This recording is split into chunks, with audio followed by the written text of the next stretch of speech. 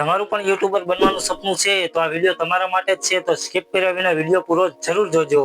અને અમારા channel asset તેજ ગુજરાતીમાં તમારું બધાનું સ્વાગત કરું છું.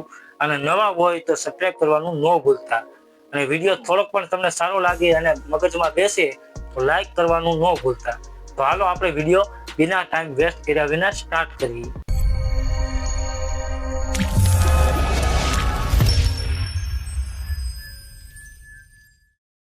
તો આપણે વાત કરીશું કે યુટ્યુબમાં સક્સેસ કેવી રીતે થવાય. તો યુટ્યુબમાં તમારે સક્સેસ થવું હોય તો તમારે પહેલા એક નીચ ઉપર કામ કરવું પડશે. કેટલાને એ પણ નહીં ખબર હોય કે નીચ કોને કહેવાય.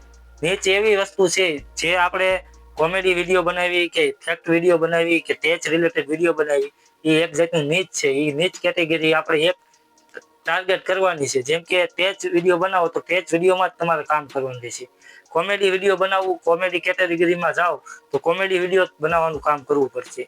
તમે એ વસ્તુ કુકિંગનું કરો કે તમને રસોઈ સારી આવડે છે લેડીઝ બધાને, બરોબર, તો એના વિડીયો તમારે બધાને અપલોડ કરવા છે. તો એક જ વિડીયો તમે બનાવો, બરોબર. વ્લોગ બનાવતા હોય તો વ્લોગમાં તમે કામ કરો, મિક્સ કોન્ટેન્ટ તમે ન નાખતા.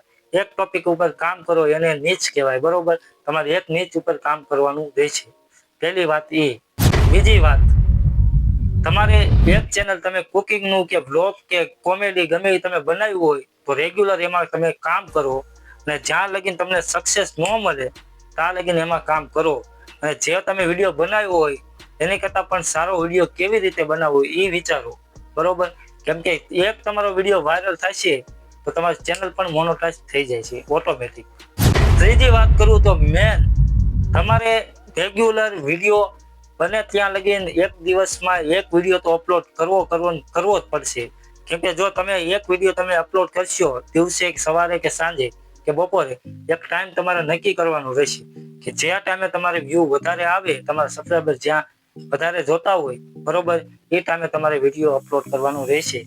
શોર્ટ વિડીયો કે લોંગ વિડીયો બેમાંથી ગમે એમાં તમે કામ કરતા હોય, બેમાં કામ કરતા હોય તો બેમાંથી તમારે ટાઈમ એક સેટ રાખવો પડશે. ઘણા યુટ્યુબર ગમે એ ટાઈમ ઉપર નાખી શકે છે પણ એના સબસ્ક્રાઈબર બધા એક્ટિવ હોય અને એમને લાખોમાં સબસ્ક્રાઈબર હોય, એટલે એમનો વિડીયો ગમે ત્યારે નોટિફિકેશનમાં જવાનો છે અને વિડીયો એમાં વ્યૂ આવવાના છે, એટલે એનો વિડીયો બૂસ્ટ થાય છે. પણ તમારે અત્યારે નવા હોય યુટ્યુબર, તમે યુટ્યુબ બનાવ્યું હોય ચેનલ, બરોબર, 2-3 મહિના 6 મહિના થયા હોય તો તમારે એક ટાઈમ સેટ કરવાનો છે પહેલા તો, બરોબર. એ ઉપર જ તમારે વિડીયો બધા અપલોડ કરવાના છે. અને તમારો વિડીયો જેમ બને ને એમ સુધારો કરતો જવાનું. એડિટિંગ સ્કેલ, પછી થંબનેલ બધો આપણે યુટ્યુબમાં સીઓ કરી, ટાઇટલ, ડિસ્ક્રિપ્શન બધું તમારે ભરીને, ટેગ બધું ભરીને તમારે પછી વિડીયો પેલા અનલિસ્ટમાં અપલોડ કરીને પેલા બધી વસ્તુ તમારે લખી નાખવાની છે. ડિસ્ક્રિપ્શન ભરી દેવાનું છે, ટેગ લખી નાખવાના છે, ટાઇટલ સારામાં સારું સર્ચેબલ રાખવાનું છે, થંબનેલ અને એટ્રેક્ટિવ રાખવાની છે. કેમ કે આમ જોવે ને તરત ક્લિક કરીને તમારા વિડીયોમાં પહોંચી જાય એવું તમારે થંબનેલ કરવાનું છે.